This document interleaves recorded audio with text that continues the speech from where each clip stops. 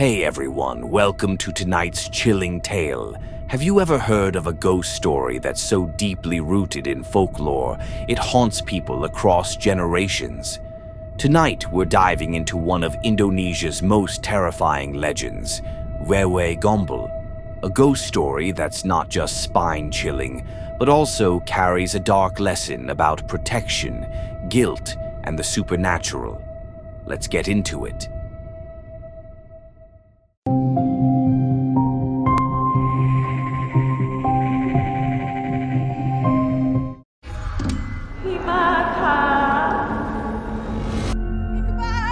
Abang kenapa?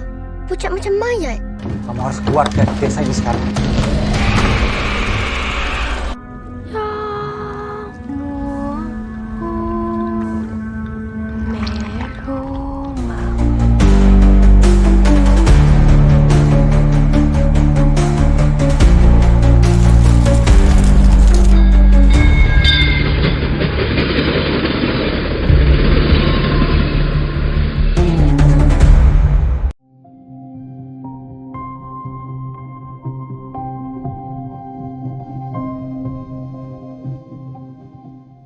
In the rural parts of Indonesia, there's a chilling tale about a spirit known as Wewe Gombel. This ghost is said to wander the land at night, looking for children who are not properly cared for by their parents. In this tale, the ghost doesn't just take lives, it takes children, taking them away into the unknown, and her motives are steeped in tragedy and vengeance. But who is she really? And why does she haunt the living? Let's take a step back and uncover her story.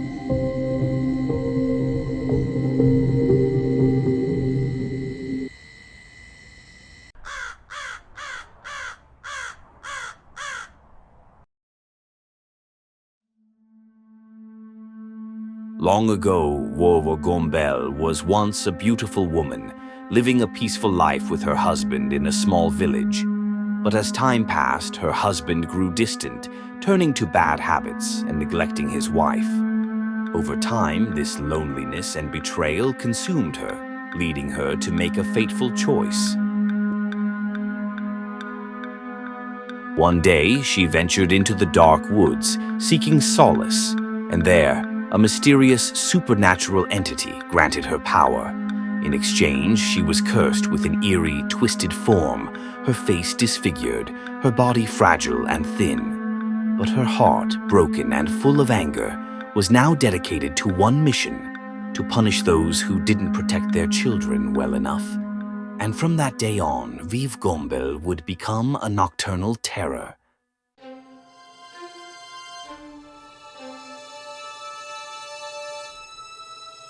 Picture this.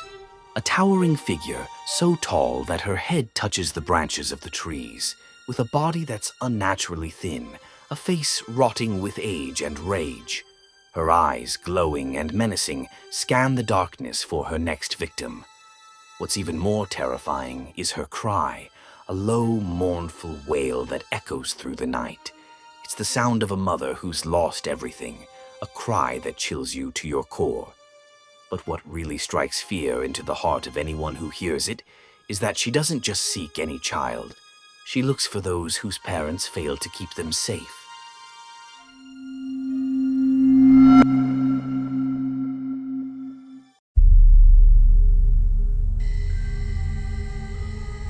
One night, a young mother in a remote village, hearing whispers of the Wewe Gombel legend, thought it was just an old folk tale. She was wrong. Her child, a sweet little boy, was playing outside when a soft, eerie wail filled the air. At first, she thought it was just the wind, but then the cries grew louder and closer. The child was gone. Desperate, she searched the village and beyond, but he had vanished. A few days later, with the help of brave villagers, they found him in a deep forest, his body cold, lifeless, and his eyes wide open in terror. He never spoke again. People say he saw Wewe Gombel, and she left behind a curse that could never be undone. This is a story that lives on. In many villages, even today, you'll hear people talk about the night cries of a woman in the woods. Some claim they've seen a shadowy figure moving between trees. Others swear they've heard the mournful wail of Wewe Gombel as she searches for her next victim. There are those who believe that if you don't care for your children or neglect them, you might be the next one to face her wrath. People in remote places still say they can feel her presence, lurking in the darkness, waiting for the slightest mistake from parents. And some people even claim she has no mercy. Once she's chosen you, you may never see your child again. So, what can we learn from this terrifying story? Is Wewe Gombel just an urban legend, or is there something deeper at play here?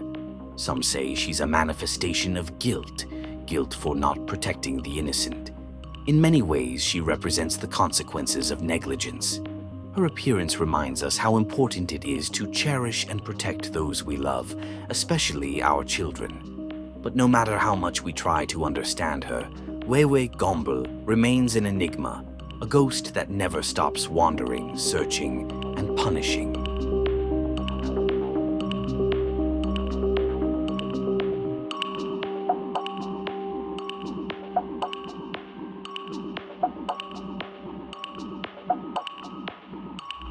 So, what do you think?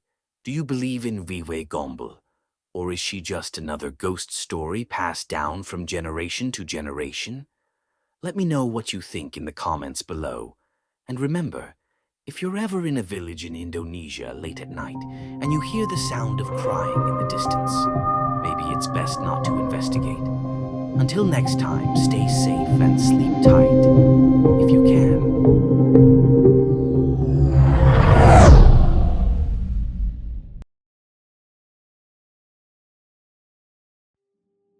Indonesia is a land steeped in mysticism, where the boundary between the natural and the supernatural is often blurred. For centuries, its people have believed in the presence of spirits, unseen entities that coexist with humans. It is not uncommon for locals to seek help from the supernatural to gain wealth, power, or revenge. These rituals are known as Pesugihan,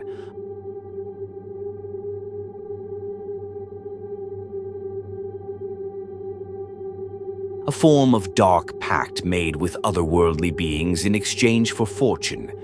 But every gift from the unseen world comes at a terrible price.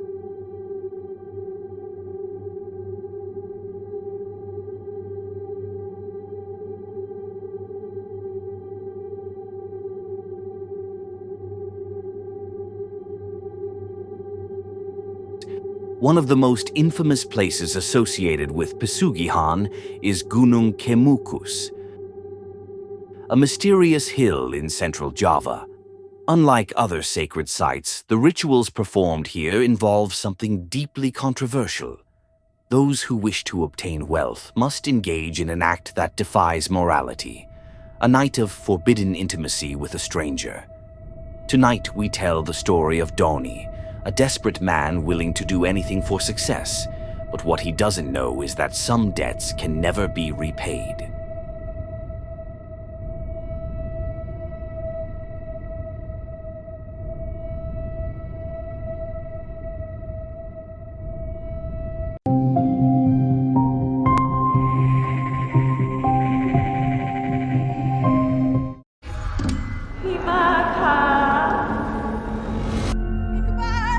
Abang kenapa? Pucat macam mayat. Kamu harus keluar dari desa ini sekarang.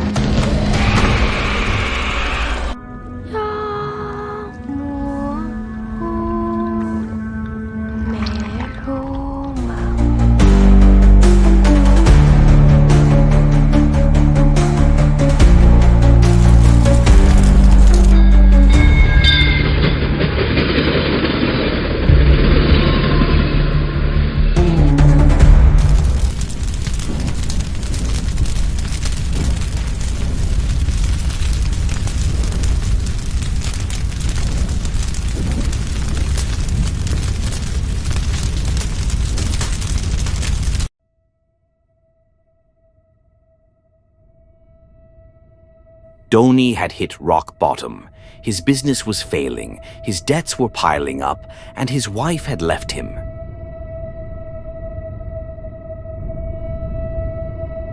He had heard whispers of Gunung Kemukus, a place where men like him could turn their fate around. All it required was a simple ritual, and in return, wealth would flow into his hands. Desperation led him to make a choice he would soon regret. As he arrived at the hill under the cover of night, Doni saw others like him, men and women, all silent, all carrying the same look of hopelessness. The air smelled of incense and damp earth, and the faint flickering of candles illuminated the path to the sacred tomb of Prince Samudro. A dukun, shaman, sat in front of the tomb, chanting in an ancient language. Doni was handed a small offering, flowers, incense, and a cloth stained with something dark. He was told that to complete the ritual, he must find a stranger and commit the act of sacred union. Only by repeating this ritual 7 times over the coming months would the promise of wealth be fulfilled. Doni hesitated, but greed silenced his doubts. He met the gaze of a woman, just as desperate as him. Without a word, they disappeared into the darkness, sealing their pact with an act forbidden by society. Next day, Doni received an unexpected phone call. His business partner, who had previously abandoned him, suddenly wanted to invest. Money began pouring in, and within weeks, Doni was wealthier than he had ever imagined. He thought the ritual had worked. But the price of Pesugihan is never just the ritual itself. Strange things began happening. At night, Doni would hear whispers from the shadows. He saw figures moving in the corner of his vision, but when he turned, no one was there. His reflection in the mirror began to look unfamiliar. His own eyes seemed to darken, as if something else was looking back at him. Then came the dreams. In his sleep, he would see the woman he had met on the mountain, her face pale, her eyes hollow. She would whisper in a voice that was both hers and not hers. A pact must be honored. Doni ignored the signs, convinced that his riches were worth the price. But the more he tried to enjoy his newfound wealth, the more the unseen world crept into his life. One night, as he lay in bed, he woke up paralyzed. A heavy force pressed down on his chest. He could feel something breathing next to his ear. A cold hand traced his arm, and when he finally managed to turn his head, he saw her, the woman from the ritual. But her face was wrong.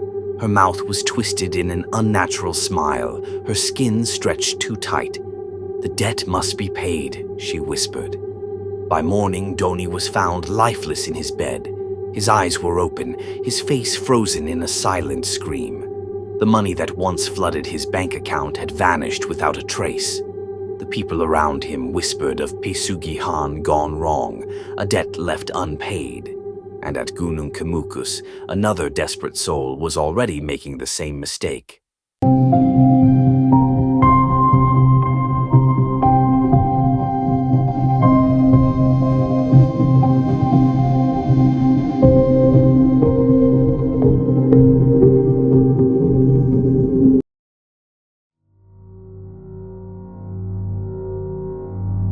Gunung Kemukus remains one of Indonesia's most controversial mystical sites.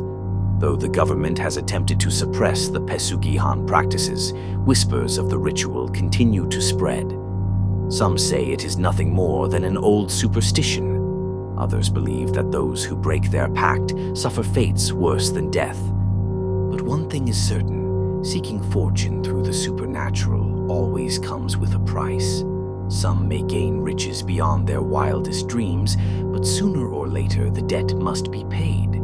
After all, in Southeast Asia, the line between the living and the dead is thinner than we think. Believe it, or don't. But Southeast Asian nightmares will continue to tell these stories for you.